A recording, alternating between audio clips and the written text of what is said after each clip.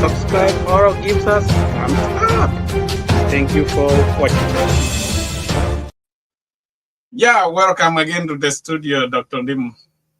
Thank you so much. Been a long time. It has been a long time, and a lot of what has passed below the bridge.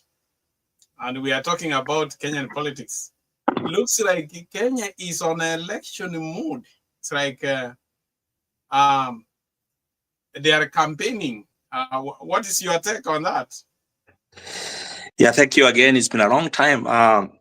So much has been going on, not just in Kenya, but all over the world, but more specifically in our homeland, Kenya. I guess we are seeing a trajectory and a campaign mode. And I believe there are three reasons why this is going on. Number one, the head of state set the ball rolling because he has always been on the rooftops of his campaign vehicle. He never did stop anyway. He immediately won the elections. He started campaigning for 2027 again by moving the chessboard chips around that culminated in the impeachment of his deputy, the former deputy president, Rigathi Gachagua. Yeah.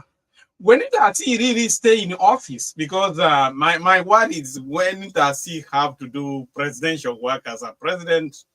Yes, you can go meet people outside, but he can go even 2 weeks going around Kenya. Who is really in charge? He has a very good, I would say, in quotes, great people behind him who are not in the face of politics, who are running the government, and they let him loose to go out there campaigning for 2027. What he doesn't, however, know is the playbook he's using was the 80s and 90s playbook, where the late Muse Moi was able to travel around the country with boxes of money, dishing money on the roadsides, and having people sing for him.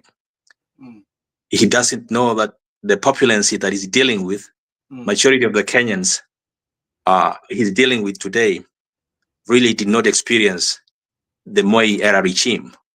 These are kids, the Gen Zs, were born and raised during the time of Mwai Kibaki. And they went to school when Kibaki was president, who people never really saw. He only was in State House most of the time, working from behind the scenes. He's reading from the top. So we are going to see him campaigning around. And as you may have realized, even the most recent trip he had to Northeastern, you notice that he gave 1 million Kenya shillings as a token of lunch to students, exactly what Moi used to do. Given you have brought that, and I would like you to listen to this clip. Barabara ambayo itasaidia wananchi wa sehemu hii na kufungua transport corridor ambayo itahakikisha ya kwamba Kenya inabadilika. Tunaelewana jameni? Tunaelewana? Ninyi vijana hapa nyamazeni. Yes. Sikizeni vijana.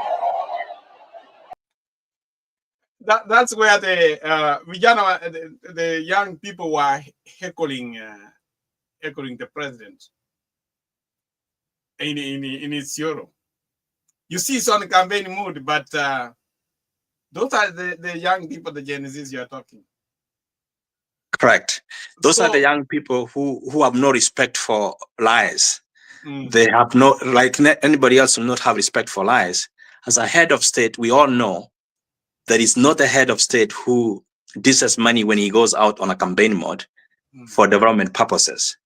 Appropriation money is done not on the campaign trail, not on the roadsides, but in Parliament, where he brings his development, what we call a financial plan, which is then debated and passed in the National Assembly. And that is the money that is used for development. A president, as it is, cannot on his own determine how much money goes anywhere.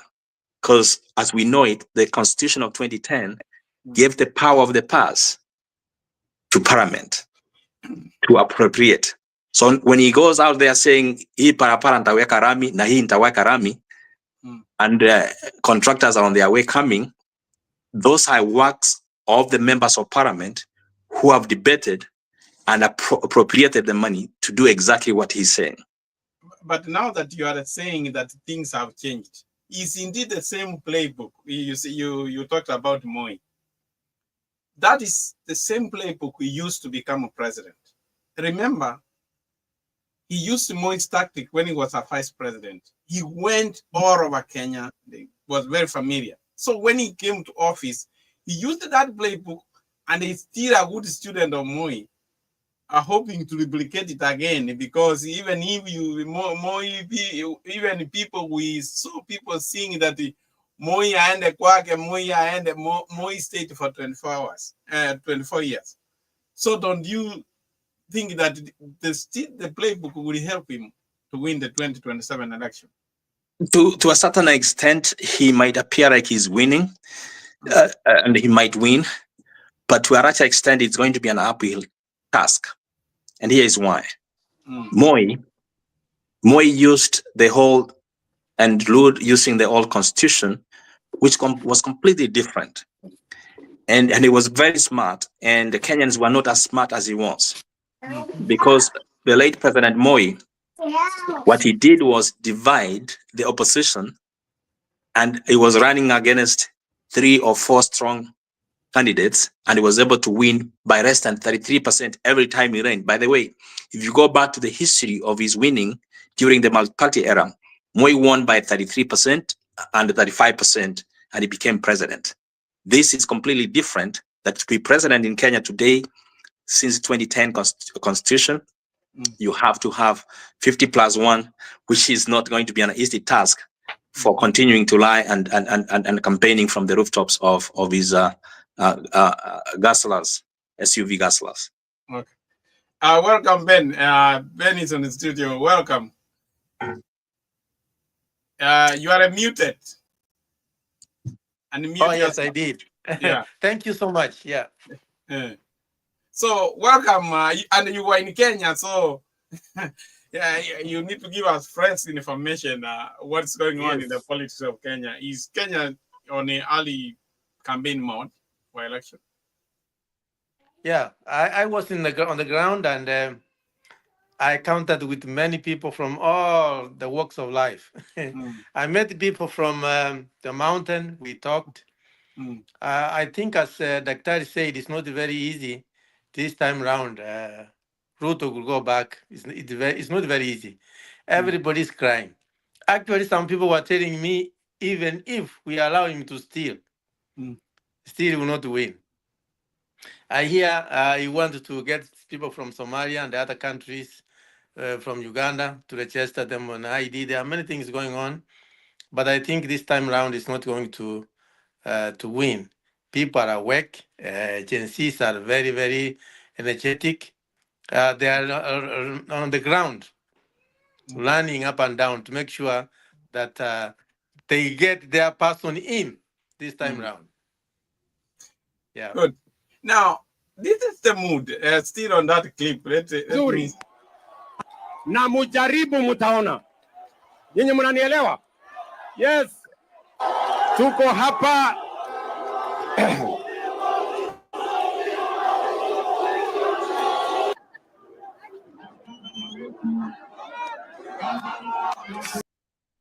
That is still in Isiolo, where they were still chanting, Ruto must go. And he's trying to bring the people of Northeastern. The response is good. Is there anything, is there a mood we are learning where Kenya is heading now? You know, I think we are in a 202 presidential moment. When I say 202 is when there was really a yearning for a change. Okay. There was an appetite for change. And indeed, the country was ripe for a change in the year 2002 to break from the past of 24 years of Moi rule to a new dawn. Okay. That is exactly where Kenya is today. Kenya now is not yearning for a new constitution. It's yearning for a new, fresh trajectory of leadership, void of lies, void of conmanship, void of brander, void of corruption. That is where Kenya is today. So basically, and I want to go back to what you said, that Moi used to write on dividing the opposition. And Ruto is still using the same playbook. If you see now the realignment which is going through Kenya, and which I want us to talk about, we have had all those. You have heard about these coalitions they are talking about. Like that's one of them where Matiang'i is the president, Deputy President Dini Nyoro. You have seen all these. We have Wamarwa, Eugene Wamarwa, Okiya Omtata, and the new kid on the block, which is starting trending, who seem to be a favorite of the Gen Zs, is CG Emeritus, Maraga. It looks like if you see the trends coming in, don't you think that one, he would want to pray that they divide the elections so that he can win? And Gachagua is also in with his own faction. Ben, what do you think about all this? Yeah, I think it's too early now to say where it's going to, which direction. But my own opinion is that my take is Maraga is not a stupid man. He's Fred Matiang'i. They are using it as somebody was telling me that are they endorsing Matiang'i area so that they kill him or they destroy him before 2027, because people are yearning, as Dr. said, they want a new leader, they want a new blood in the system. Actually, Kenya needs a new president who can be able to implement the new constitution. We have a new constitution which is very good worldwide. So what we need is somebody who can be able to implement. So the question is, Maraga coming in and Fred Matiang'i, this Kikuyu mountain, they are bringing them in so that they can be able to be destroyed before even they start. 2 years, it's not it's not a very short time. It's a long time. We don't even have IPC. Some people were saying, okay, Maraga could be able to fit in IPC chairman. Now they are exposing Fred. They say, he was here when people were being killed in Kenya. What did he do? You see, I think you have all seen this. So those are all the things that are coming in the Kenyan politics. But my take is that Ruto has no space for the second term. Look at Gachagua, the former vice president. You see what he has started doing? He's just saying what is inside there. Why was he? But people are listening to him. And exactly what he's saying is what is in the State House. Okay. Dr. Nim. Yeah, I do agree to a certain extent with my friend Penn there, that the mountain may be bringing and exposing these two so that they get knocked down. But I do disagree as well that it's not too early. If you take Ruto himself as an example, he was on a campaign mode from day one of the second term of their presidency with Uhuru Kenyatta. Yeah, it was 5 years of campaigning, but he still went on to win the election. So Maraga or Matiang'i or those three others you mentioned, can also begin now and campaign. And a time an idea whose time has come cannot be knocked off because of skeletons. You can take the example of the United States, the most recent election, where even when the Americans were saying this guy was an insurgentalist, he couldn't win, he still went ahead and won. So people painting Matiang'i as having been there when people were being killed, believe me or not, all those people were talking about the same thing were still alive and were also in government when all those things were happening. So it wasn't Matiang'i who was president either at the time. Exactly. So when you hear people talking about him so much, Mm. they are afraid of him. And those who want to knock him out, they know he is the most likely person to be president. Yeah. But basically here, the election we are going, and I want to go what Dr. Ndumi you said. Kenya is yearning for a change, and we can see it on the odds that there is a radical change, political change, like a shift, which is moving, which is from the old to the new. And what they are yearning to is to look for the right person who is going to implement what they want. It is now that Kenya wants to choose a character or a person whom they can trust, who will walk the talk, who will implement the constitution into its fullness. That's I understand that that's what really Kenyans are looking for this time.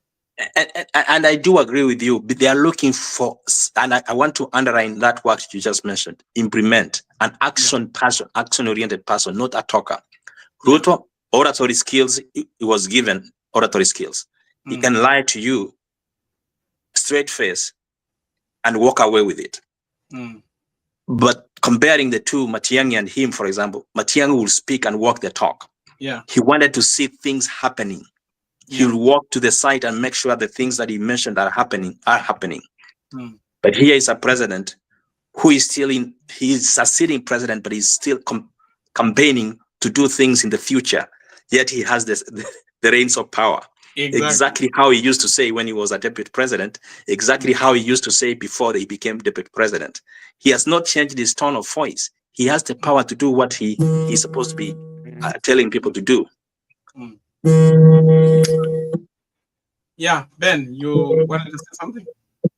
No, I'm just concurring what Nimo is talking about. I think he's out of the script. I mean, he's out of words. He has tried all the things that I wanted to do, or he wants to change the minds of Kenyans. He can't be able to change it. Gashawa is saying that this guy is desperate. He's angry. You see, like now, yesterday, he was just abusing people how stupid they are. How people talking about vaccination of cows. And they're saying, you know, you guys are, these guys who are saying they are so stupid. You can't be able to tell people who you read, who voted for you, that they are stupid. You see? I think Absolutely. he's out of, we can say that he's out of touch from the ground. Yeah. And I want us to listen and analyze about what Kioni said, the Jubilee Secretary General. The mountain. And somebody from a small community, because Kisii are not a big community. We have smaller communities, but it is one of the small communities in this country. And we are picking a name that is known. And one of the reasons why we did the 2010 constitution, we are saying it should be a constitution that can give us a presidential candidate from any corner of this country. So the picking of Matiang'i, before anything else, is one, I would want somebody to put another name on the table that is better than his. Again, this is competition. But two, as Jubilee Party, we also need a person who can help us. Parties are able to mobilize in this country better when they have a presidential candidate. That is another thing. That's another reality.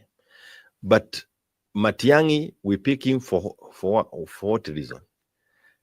When Uhuru was running the country, and William Ruto decided to go back to the rooftop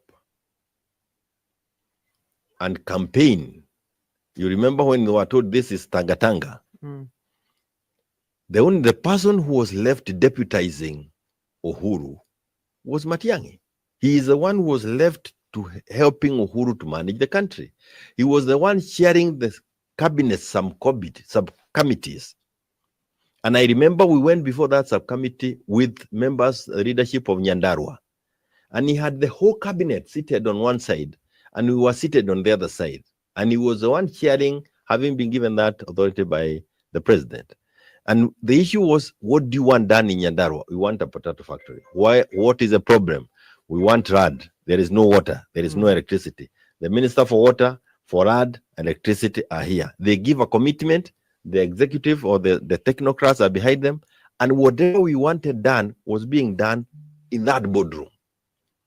That is the kind of a person we want to come back and manage this country. We want a person who can get us back NHIF working tomorrow. Like Trump has signed executive orders, and we can see things. I'm looking for that kind of a person. Who is this who can get this country back on track in that manner? And I'm not saying Matiang'i is an angel. No, Remember, no, no. in fact, angels were not. They were not left with us by the. What is your take on the way Kioni has tried to analyze Matiang'i and what we are talking about, the radical political change Kenya is looking for?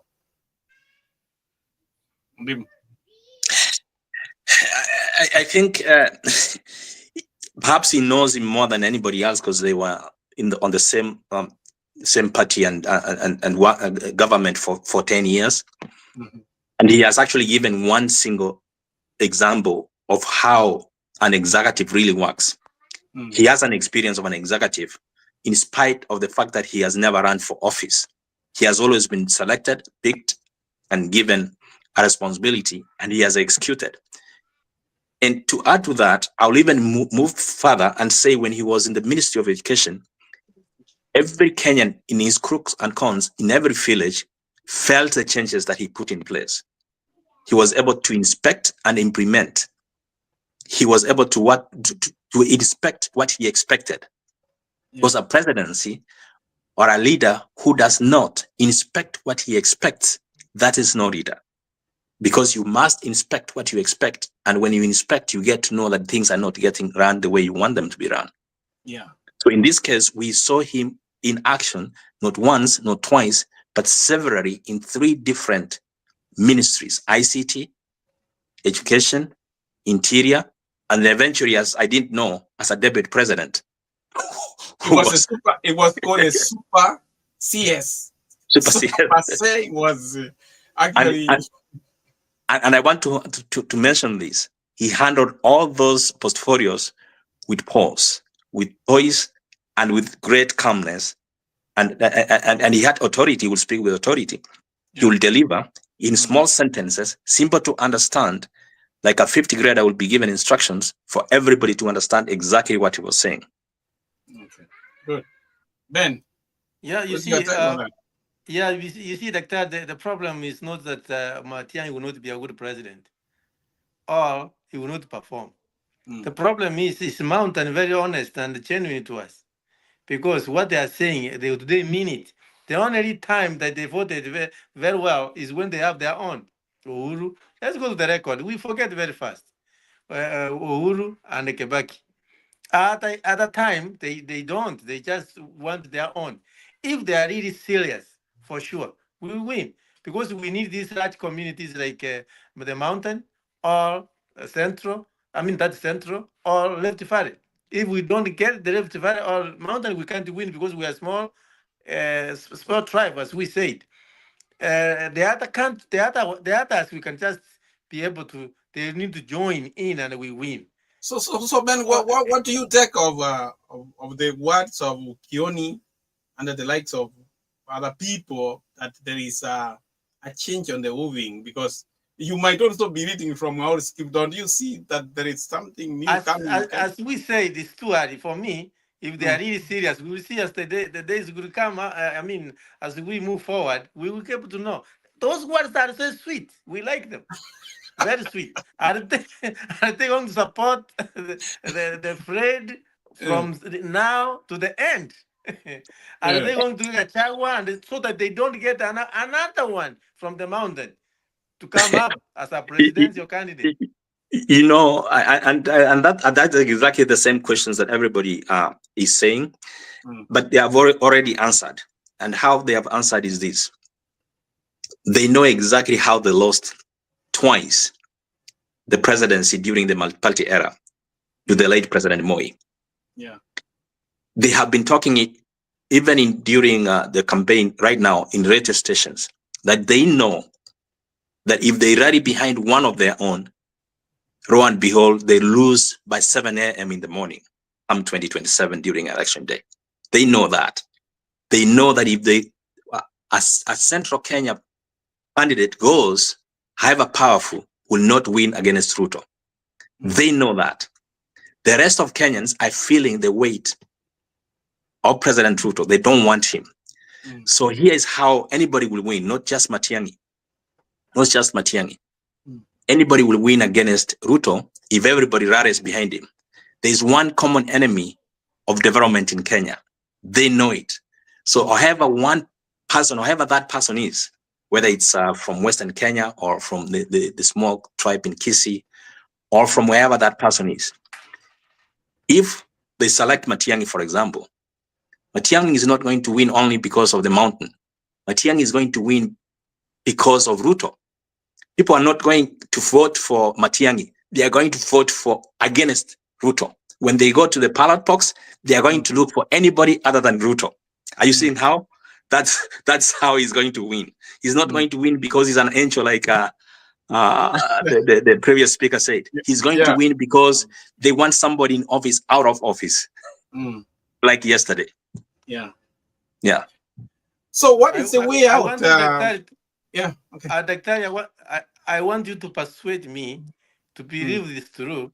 When they had all the power in their hand, Uhuru, Fred Matiang'i was in charge of internal security, and they let go against what they wanted, their wish were. Now they are outside, we are fighting. So let them persuade me that they are really serious, that we want to get Fred inside when we don't have those powers. Now the guy we are fighting is inside. It really wants to go back to 2001, Daktari, and all said, Karonso, everybody said, now we want to change and take this guy home. Then I will believe that's what they are saying. So there are some situations in the, there are some situations which come. Maybe this is something we have built for a long time. Like one scholar said about courts, that courts may not be affected by the weather of the day, but they will by the climate of an era. So at times there are things which worked even in politics. If some years back it did not work, it does not mean it's not going to work.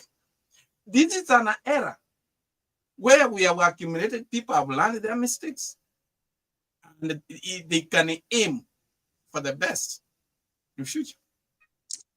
So you cannot say what it didn't work, it will not work. And Kenya is ready for a change. People are going away out of the tribal because they have realized this. It does not matter. Because right now, even the people who are suffering, people who elected him, even if they come from the same tribe, they are still suffering. So if change is coming, what we are saying here, that Kenya wants a new leader, a leader who will walk the talk. So you might be reading Ben from our old playbook, which Kenya maybe want to throw away. It's okay. We are here to see. It's a couple of months. October, the end of this year, when you come and convince me that they are all saying the same thing they are saying now. It's very true, and I'm not really guaranteeing you anything. What I'm saying is, people are going to go in. If the elections were held today, what really will bring people to the voting booths is not Matiang'i. It's not the CS Maraga. It's Sichai Maraga. It will not be anybody else, but the person who will bring people to the voting booths is Ruto. Not vote for him, but to make sure that he's out of office. Are you seeing that? Yeah. So if they walk into that voting booth and they see a man who has rallied them to come, is Ruto, they really want to go and vote him out. It's exactly what happened here in when did we elect Biden? Which year was that? People went voting in large numbers, not because of Biden, remember? Because they wanted to see Trump out of office. That's exactly what's going to happen in 2027. So there is something I didn't want to say, but let me say it now. You see, Dr. Yonim, Ruto right now is collecting money, billions of money, billions of money. Seriously, what he will do, he will buy these people. Kenya, you know, we are same Kenyans. He will come and say, "Oh, I've given you 2 million, I've given you 5 million," or you see things start changing because he's collecting money which people don't have right now. He's collecting. Where is he taking to? Did you see that documentary saying that for the first time we have a president who is accessing the treasury, the account which is supposed not to, but he's accessing it. He's a warning, Dr. He's warning that Ruto, he knows that what you don't know. He's saying now, very brutally, that they will see me. Tutakutana now. The same language he said to Uhuru when he was a president. Exactly. I don't trust this guy. I don't trust this guy. Exactly. And remember, that's exactly the same campaign that Uhuru had when he was supporting Raila. Yes. You know, if you go to the mountain today, like in the old days, and if you are feeding a 5-year-old child, 3-year-old child, and they refuse to eat, you know how they will say, "Kama umekataa kukula nitaita Raila hapa saizi." That's how the mountain is scared of Raila. Are you saying that? Yeah. I'm giving you that analogy in a manner that wherever they hear Raila, they always cringe because they have grown up knowing that is the enemy. So when somebody came to tell them, now you can vote for this enemy, it was so hard of a sell. Now, it was already institutionalized. Yeah, it was already institutionalized. So Raila was running against something that was culturally institutionalized. When kids were growing up, they knew who the enemy was, who they will call upon if they were not eating the food they were given at the table, even if it had no salt. So in this case, therefore, if we have no Raila on the ballot, you will come to tell me that the people in the mountains will run down the ballot and vote like they did for Ruto. Yeah, that's a good analogy. I would like you to listen to this clip and give a comment. Can you keep quiet? Assalamu alaikum. Haya basi tunyamaze. Tuko na heshima, tuongoje rais yetu. Mnajua tunauza chai ng'ambo. Si mnajua tunauza mambo hiyo ingine ng'ambo. Hata maua pamoja na mboga tunauza ng'ambo. Tukiuza nyama ng'ambo iko makosa. Tukiuza maziwa ng'ambo iko makosa. Sasa watu wanatuletea Kiingereza kidogo. Si ndio? Na mkiona wale wanalalamika ni watu sijui wamesomea wapi. Si mimi niko na PhD. Si mimi naelewa nini inaendelea Kenya. Sasa mimi napata watu wengine wako na elimu kidogo wanajaribu kunifundisha. Mnanifundisha kazi gani?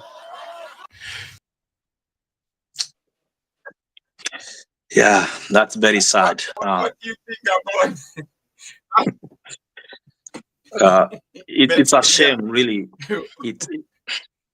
It's very sad for a reader to be condescending and arrogant the way he has. When somebody really raises his certificates and reads them and wags it in front of people that he's educated, that he cannot be given feedback, it's a pity. And he tells you somehow that he thinks because you have a PhD, people must respect you. Respect is not demanded. Respect is earned. And I really, it's very sad for people who are PhDs, and he's really putting education on the line for no reason at all. He solely say and mentioned his education attainment there. He's not in a professor class to say that I am a professor of zoology, and therefore I'm going to do a presentation. I've done research. It's a pity. It's very bad. I hope he gets quick feedback and he retracts whatever he said. Okay. I want to tell you that when people get drunk of power, drunk of money, that's how they behave. I've been saying it. That's how they behave. Now he's just full of it. He's on top of the mountain. Yeah. And the people who are around him, Kirakashudi, those guys who are around him, they don't even tell him. So he knows he's just a king and nobody else is around. Yeah. Yeah. Well, it was nice talking to you, and I hope now you are welcome back to the studio. Let's end it there unless something has any comment to give before we finish. I want to wish you well and thank you again. And here is what I predict. I predict elections by 10 o'clock come August 2027. They will be over and we'll be having a new president in September of 2027. Good prediction. Ben, what do you say? Let's pray hard. Okay. Let's pray hard. Thank you for your time.